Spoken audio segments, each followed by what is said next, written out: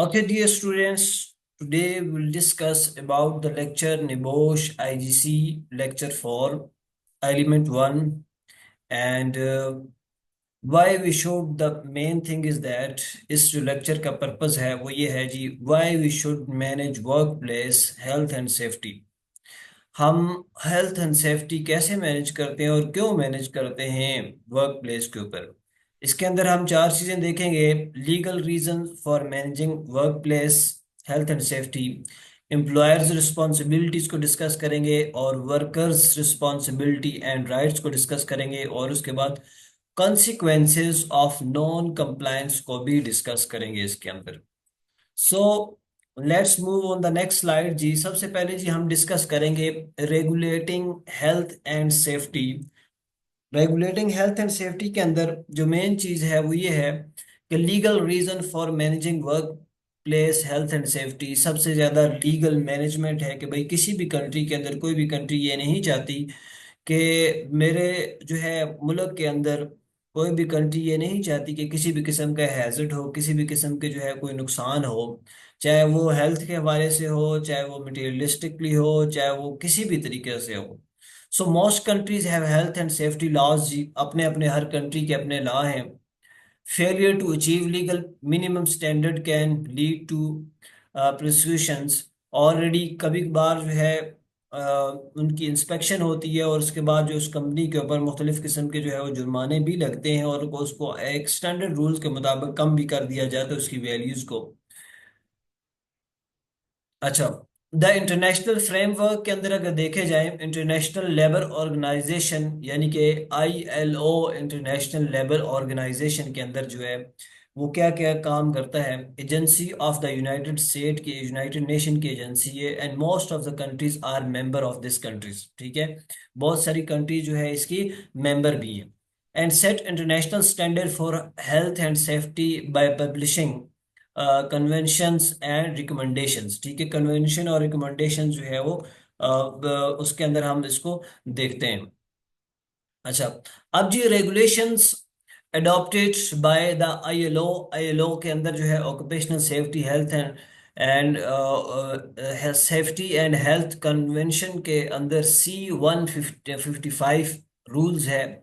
A goal setting policy for companies and nations. मुख्तलिफ किस्म के जो है वो गोल सेट किए जाते हैं कंपनी के लिए और उनके जो है वो एम्प्लॉयर्स के लिए और उनके एम्प्लॉयर्स के लिए, कि किस तरह जो है वो लोग उसके अंदर जो है वो काम करेंगे और किस तरह जो है उसको ऑक्युपाई करेंगे। Occupational safety and health recommendations 1981, rules 164 जी, supplements C-155 and gives more guidance on how to comply with its policies. के किसी भी जो है वो वर्क प्लेस पे किसी भी कंपनी, मुख्तलिफ किस्म की कंपनी जो है वो वर्क प्लेस के ऊपर किस तरह जो है वो अपना रूल्स एंड रेगुलेशन जो है वो चलाएगी, और कौन कौन सी जो है rules and regulation work place के ऊपर होने चाहिए।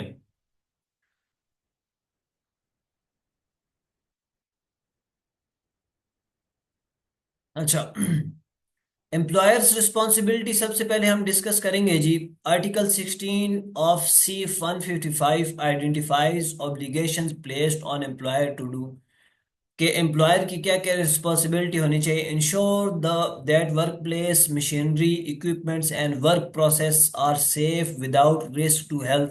के जो है एम्प्लॉयर जो के काम करवा रहा है और एम्प्लॉयर जो काम कर रहा है, एम्प्लॉयर इस चीज़ को रिस्पॉन्स इंश्योर करे कि उसकी जो मशीनरी है, जो इक्विपमेंट्स हैं, जो उसका जो प्रोसेस है, उसमें किसी भी किस्म का कोई भी रिस्क नहीं है, किसी भी किस्म का कोई भी हैजर्ड नहीं है, कोई भी खतरा नहीं है, चाहे वो हेल्थ के लिहाज से है या सेफ्टी के लिहाज से है। Ensure that chemical, physical and biological substances and agents are without risk or to health when protective measures have been taken। ठीक है, और उस चीज की भी किसी भी किस्म का, यानी कि जो केमिकल हो, फिजिकल हो, बायोलॉजिकल हो, किसी भी किस्म का कोई ऐसा जो है वो खतरा नहीं है। Without risk health and safety के प्रोटेक्टिव मेजर्स जो है उसके अंदर ऑलरेडी लागू हैं।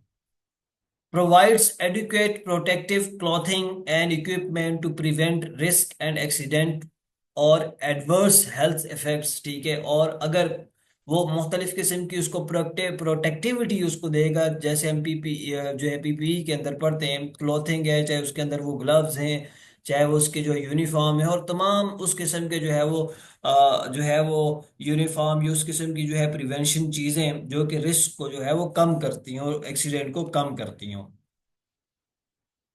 अच्छा, आगे देखते हैं एम्प्लॉयर्स रिस्पॉन्सिबिलिटी। सबसे पहले हमने जो है एम्प्लॉयर रिस्पॉन्सिबिलिटीज में आर्टिकल को डिस्कस किया था। अगेन हम देखते हैं आर्टिकल 10 ऑफ R 164 को।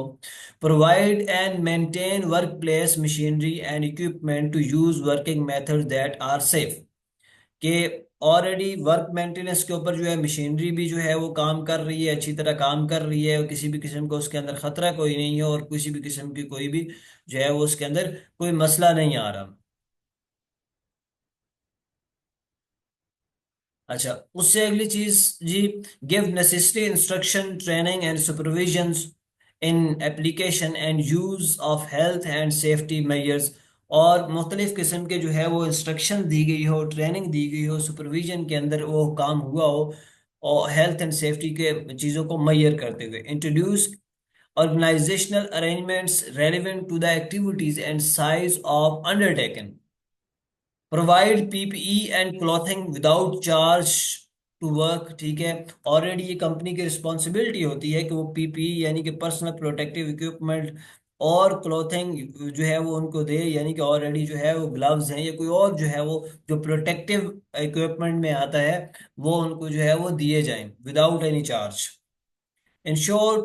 Ensure that work organization, particularly working hours and the rest breaks, does not diversely affect occupational health and safety। और उनके अंदर यानी कि उनकी जो छुट्टियां हैं या उनके ब्रेक्स वगैरह हैं या उनके लंच टाइम है, उनमें किसी भी किस्म का रद्द बदल ना किया जाए।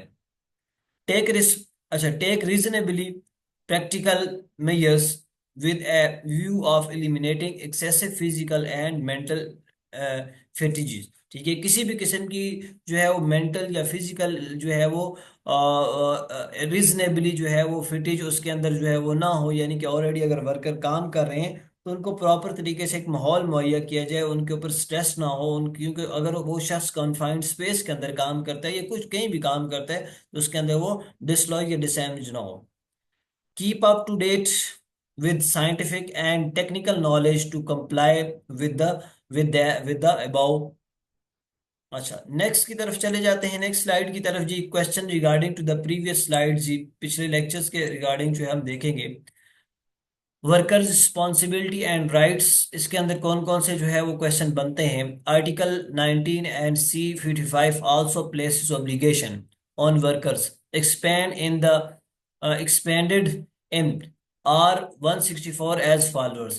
So take responsible, ठीक है, reasonable care for their own safety and that the other people's, comply with the safety instruction and the procedure, use all safety equipments properly, अच्छा, report any situation that they believe could be a hazard and which they cannot themselves correct। ठीक है, अगर कोई correct नहीं है या already वो safe नहीं है या कोई हैजर्ड का कोई खतरा है तो दे शुड टू बी, अगर उनको चाहिए कि वो अपने सुपरवाइजर को या कंपनी को ऑलरेडी इतला करें। Report any work related accident और इल हेल्थ वगैरह कोई भी चीज़ हो सकती है।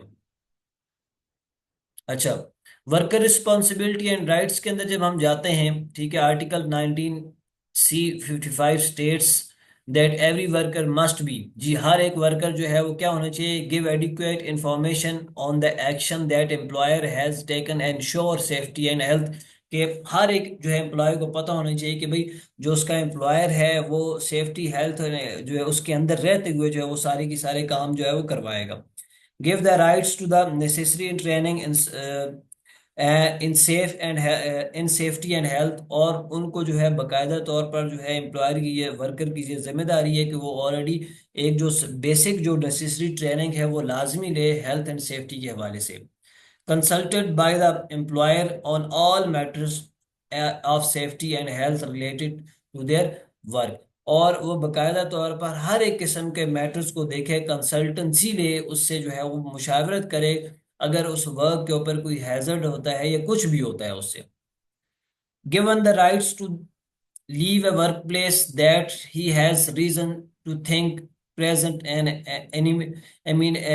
eminent and serious danger to his life or health, and not be compelled to return until it is safe. ठीक है, और ऑलरेडी जो है उस चीज का भी जो है वो ऑलरेडी रीजन होना चाहिए उसके पास वर्क प्लेस के ऊपर कि भाई अगर कोई खतरा होता है तो वो ऑलरेडी काम जो है वहां से छोड़ कर जा सकता है, जब तक वो खतरा मुकम्मल तौर पर जो है वो वहां से सेफ नहीं, यानी कि चला नहीं जाता।